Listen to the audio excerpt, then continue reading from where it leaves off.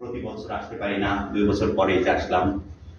এর মাঝে অনেকেই হারিয়ে গেছে, কেহর মুখই হয় আমরা দেখতে পারি না।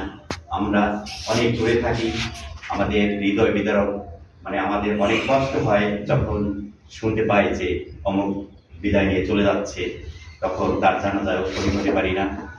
তবে আপনাদের কাছে আমাদের একটাই অনুরোধ, আপনারা দূরে থাকি, যদি কোনো বেয়াদবি আমরা করে থাকি আমরা আমাদের জন্য আপনারা ক্ষমা করবেন, আমার বাবা মার জন্য দোয়া করবেন, এবং আপনাদের জন্য আমরা সবাই দোয়া করি।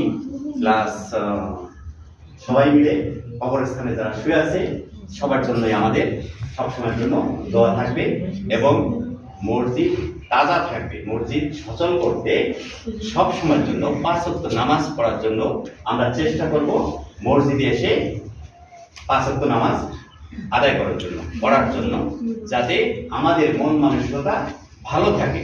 আমরা যারা একটু প্রতিরার বিষয় নিয়ে একজন আরেকজনের সঙ্গে মনোমালিন্য থাকে বা বিভাদ থাকে বা খারাপ আচরণ একজন আরেকজনের সঙ্গে করি, যখন আমরা মসজিদে আসবো বা মসজিদে ঢুকবো, মসজিদের দরজা দিয়ে সালাম দিয়ে ঢুকার সঙ্গে সঙ্গে আমাদের সকলের মন অটোমেটিক পরিবর্তন হয়ে যাবে।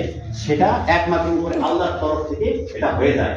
যদি আমরা 5 ওয়াক্ত নামাজ আদায় করি, সেই 5 ওয়াক্ত নামাজের ভিতর দিয়ে আমাদের মনে যদি কেহর মনে যদি কোনো খারাপ চিন্তা ভাবনা থাকে, সেটাও কিন্তু আল্লাহ দূর করে দেবে।